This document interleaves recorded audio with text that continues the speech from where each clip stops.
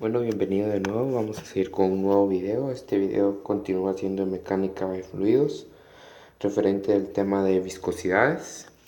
Dice, un cilindro de acero mide 30 centímetros de largo y 2 centímetros de diámetro.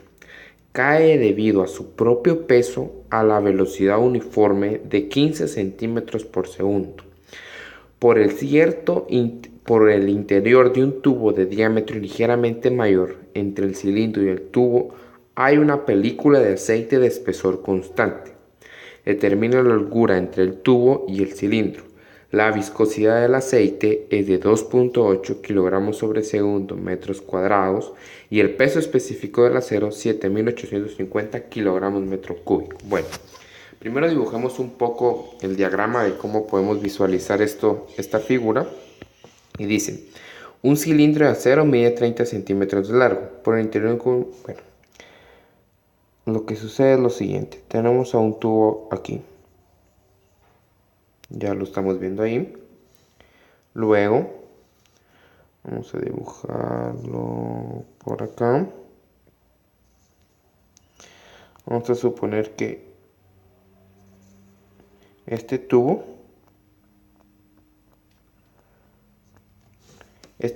es este que nos menciona aquí el segundo. Por el interior un tubo de diámetro ligeramente mayor. Y el tubo de los datos que nos están dando es el siguiente. Vamos a dibujarlo aquí. Ahí. Posteriormente aquí está este tubo. Lo vamos a dibujar así en línea discontinua para que supongamos que ese es el tubo. Ese es el tubo de los datos que nos dan.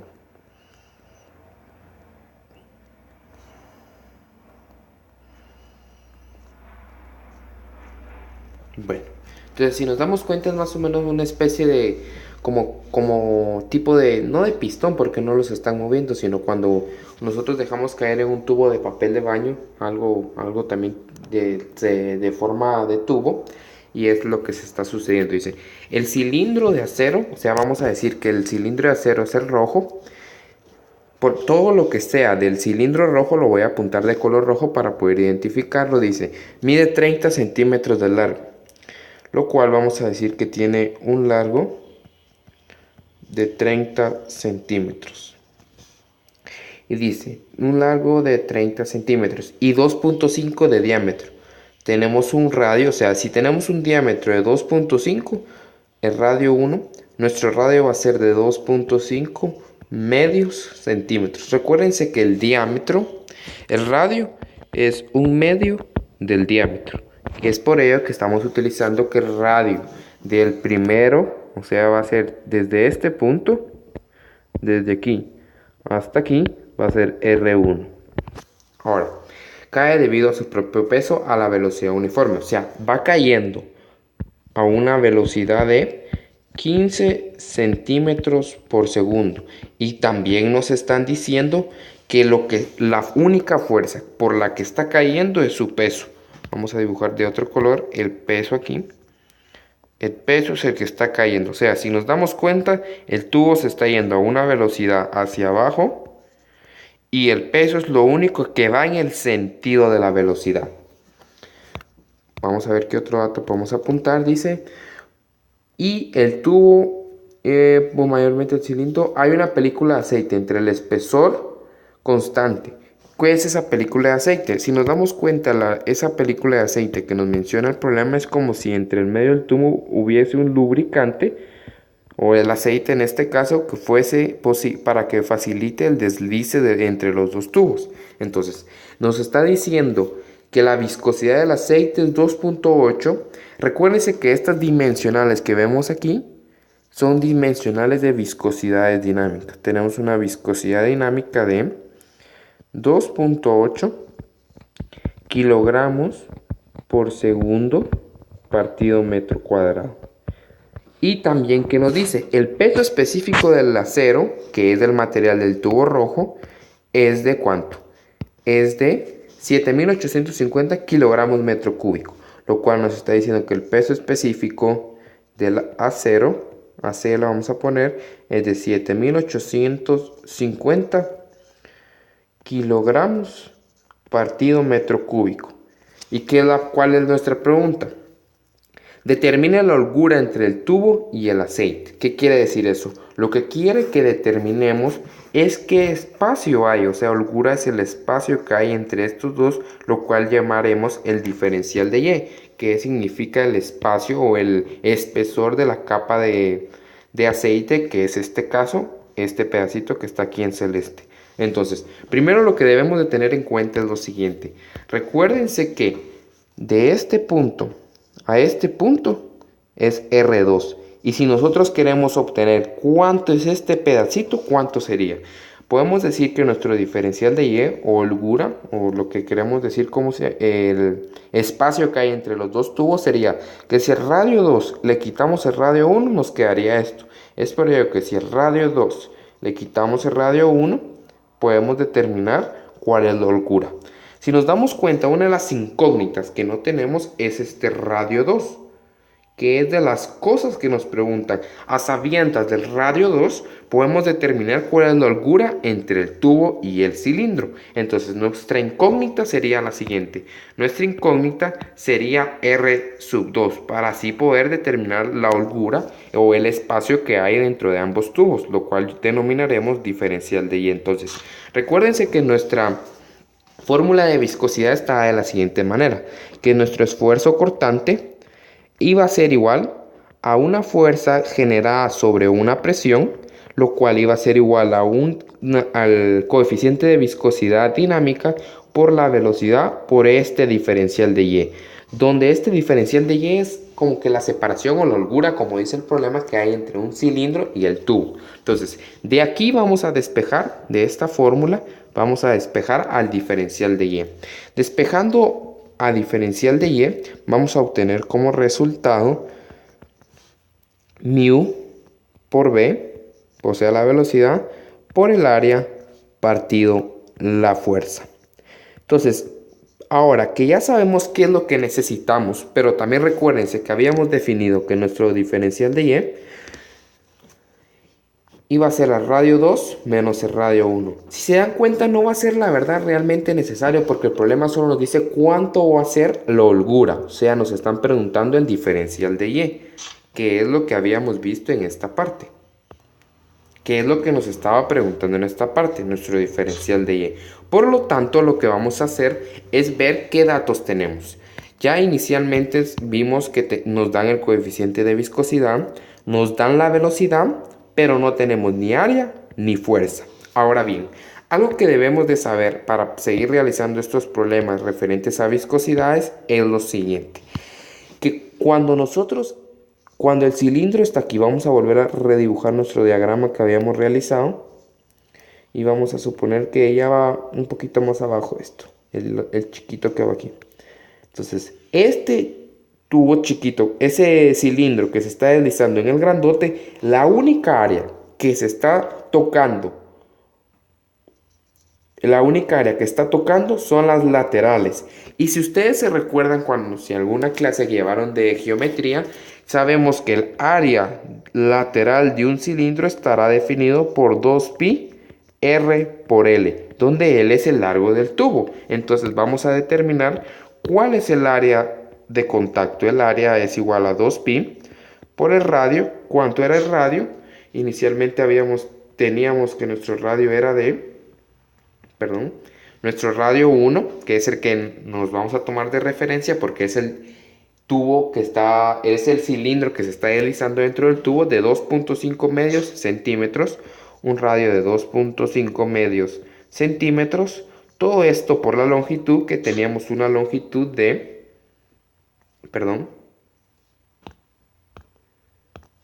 lo cual teníamos una longitud de 30 centímetros. Realizando esta operación tenemos un resultado de 2.5 por 30, lo cual nos da un 75 pi centímetros cuadrados. Esta es nuestra área. Ahora bien, otra de las incógnitas, de lo que no sabemos para poder resolver nuestra incógnita delta Y, es la fuerza. Otra cosa que debemos de recordar, la fuerza es la que va a actuar primero que todo en el sentido de la velocidad. Si podemos notar en nuestro primer diagrama que ya estuvimos trabajando, que es este, es que la velocidad va dirigida hacia abajo, o sea, en el eje Y. La única fuerza que va a actuar en ese sentido va a ser el peso del cilindro. Y por lo tanto vamos a necesitar el peso del cilindro. Pero para ello, ¿qué nos dieron como dato o como alternativa que podemos hacer? Nos dijeron que teníamos un peso específico de acero, que es lo que está hecho el cilindro, de 7.850 kilogramos metros cúbicos.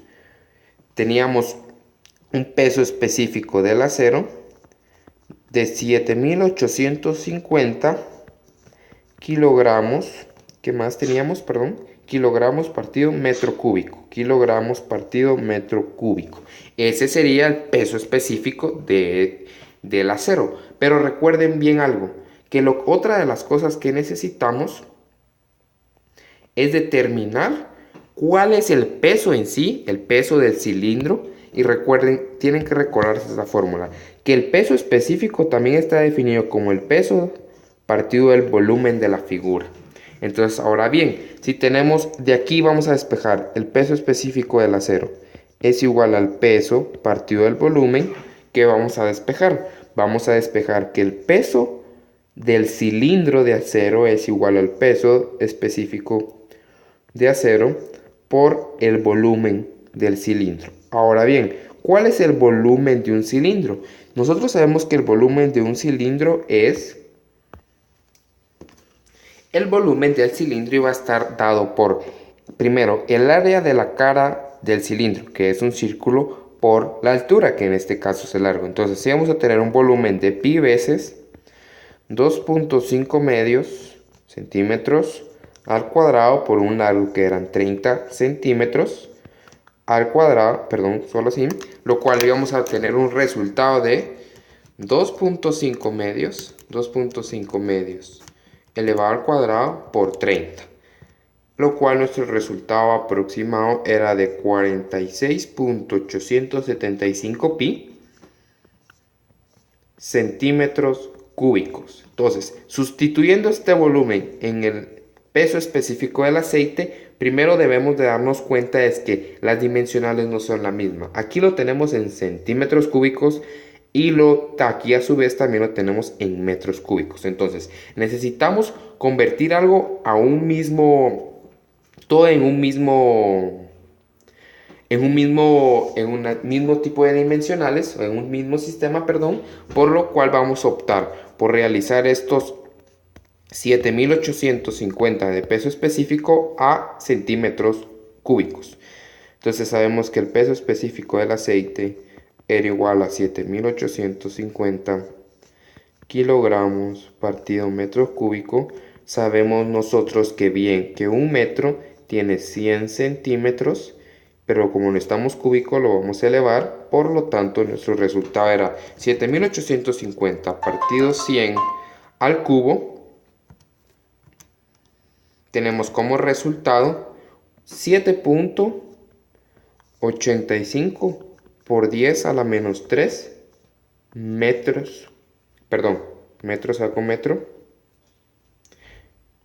kilogramos centímetros cúbicos.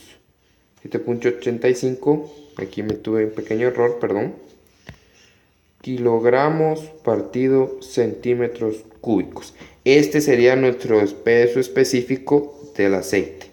Continuando con esto, íbamos a obtener que el peso del cilindro, que es lo que nos interesa, que sería la fuerza, que es la única fuerza que se está ejerciendo sobre el cilindro a la hora de caerse, que el propio problema nos dice, podemos volver a leer, dice, de diámetro cae debido a su propio peso. Esta es una de las claves al poder leer el problema, ya que nos está diciendo cuál es la fuerza, la única fuerza que está actuando en esta fórmula, que sería el peso. Lo cual nuestro peso del cilindro sería 7.85 por 10 a la menos 3 kilogramos partido centímetros cúbicos, lo vamos a multiplicar por el volumen, que era de 46.875 pi centímetros cúbicos.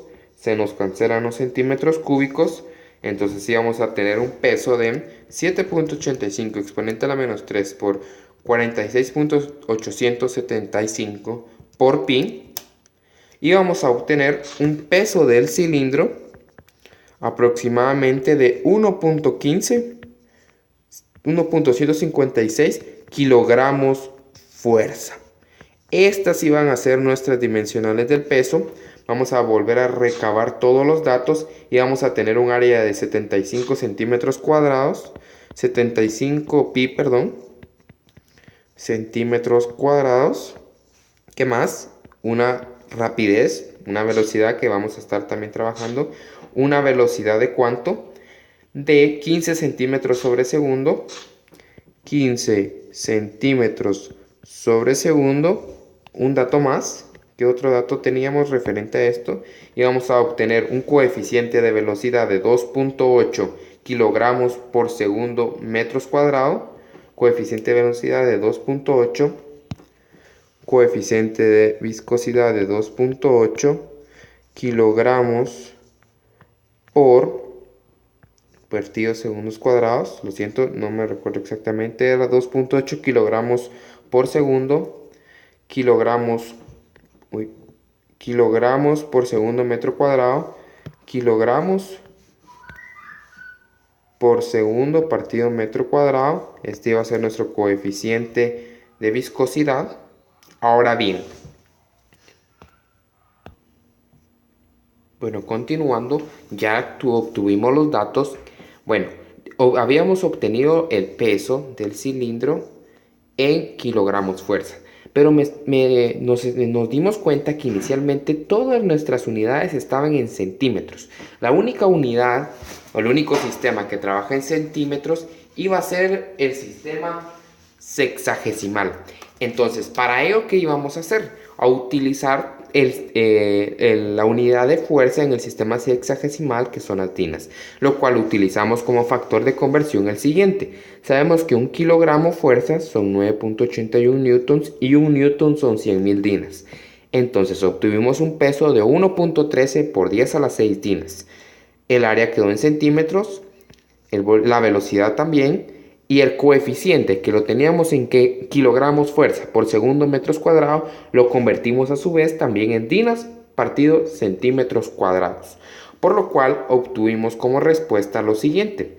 Recuérdense que nuestra fórmula que nos había quedado, que lo que nos pregunta es la holgura, o sea el diferencial de Y, iba a ser el coeficiente por la velocidad por el área partida la fuerza. Recuérdense que la fuerza nos iba a cambiar, que en este caso iba a ser el peso.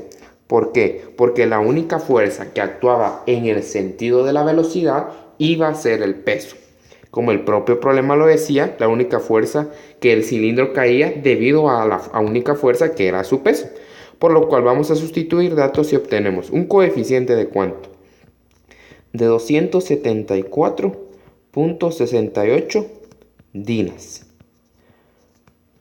por segundo partido centímetro cuadrado. Es importante que trabajemos, como lo mencionaba en todos los videos, trabajar con dimensionales para así verificar que si nuestros números tienen sentido, y a la hora de hacer el análisis dimensional nos estamos dando cuenta que lo que estamos realizando también está bien.